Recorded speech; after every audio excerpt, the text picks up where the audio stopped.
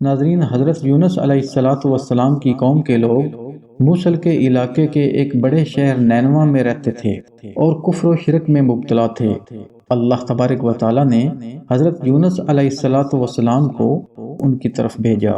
آپ نے انہیں بت پرستی چھوڑنے اور ایمان لانے کا حکم دیا، مگر ان لوگوں نے اپنی سرکشی اور بغاوت کی وجہ سے اللہ تبارک و تعالیٰ عز و جل کے رسول علیہ السلام کو جھٹلا دیا اور ایمان لانے سے انکار کر دیا۔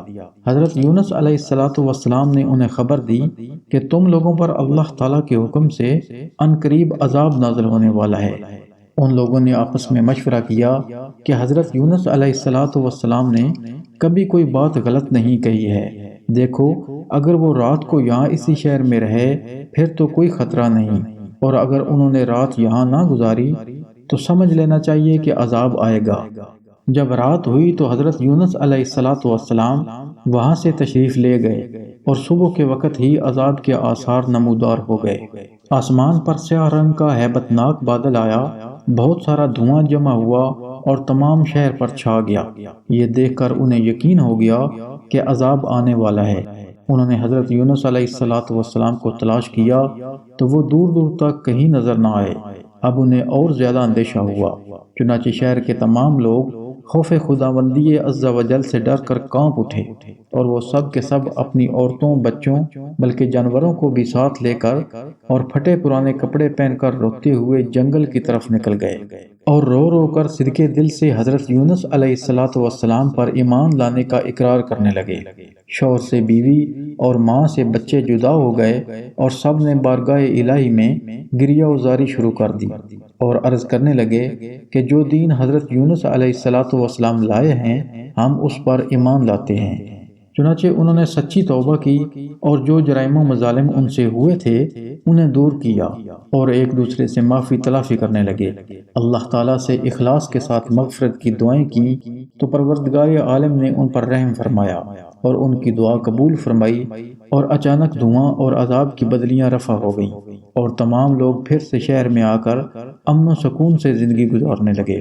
اس واقعہ کو خداوند قدوس نے قرآن مجید کے 11ویں پارے میں سورہ یونس کی آیت نمبر 98 میں ذکر فرمایا ہے۔ طبرانی شریف کی روایت ہے کہ شہر نینوا پر جب عذاب کے آثار ظاہر ہونے لگے اور حضرت یونس علیہ السلام باوجود تلاش و جستجو کے لوگوں کو نہیں ملے تو شہر والے گھبرا کر اپنے ایک عالم کے پاس گئے جو صاحب ایمان اور شیخ وقت تھے، اور ان سے فریاد کرنے لگے کہ وہ کچھ نصیحت کریں تاکہ وہ لوگ اس عذاب سے بچ جائیں۔ تو انہوں نے حکم دیا کہ تم لوگ یہ وظیفہ پڑھ کر دعا مانگو: یا حی حین لا حی و یا حی یحیی الموتى و یا حی لا الہ الا انت۔ چنانچہ لوگوں نے یہ پڑھ کر دعا مانگی تو عذاب ٹل گیا۔ لیکن مشہور محدث اور صاحب کرامت ولی حضرت فضیل بن عیاض رحمۃ اللہ تعالی علیہ کا قول ہے کہ شہر نینوا کا عذاب جس دعا کی برکت سے دفع ہوا وہ دعا یہ ہے: اللہم انا ذنوبنا قد عظمت و جلت وانت اعظم و اجل فافعل بنا ما انت اہلہ ولا تفعل بنا ما نحن اہلہ۔ بہرحال عذاب ٹل جانے کے بعد جب حضرت یونس علیہ السلام شہر کے قریب آئے تو آپ نے شہر میں عذاب کا کوئی اثر نہ دیکھا۔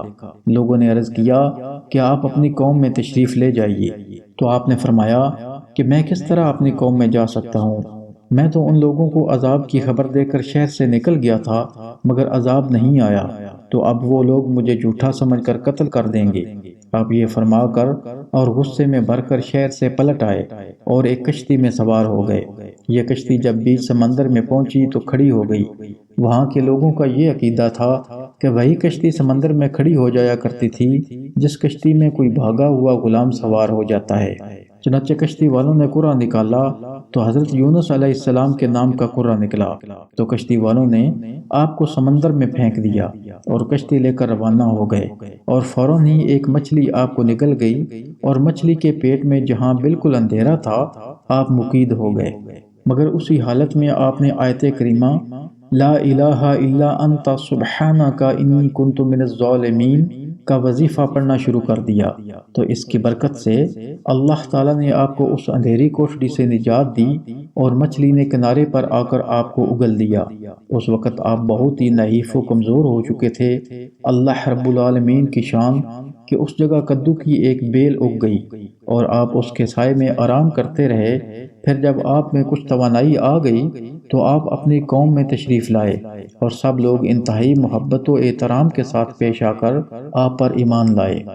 حضرت یونس علیہ السلام کی اس دردناک سرگزشت کو قرآن کریم میں پارہ 23 سورۃ صافات کی آیت 139 سے 148 میں بیان کیا گیا ہے۔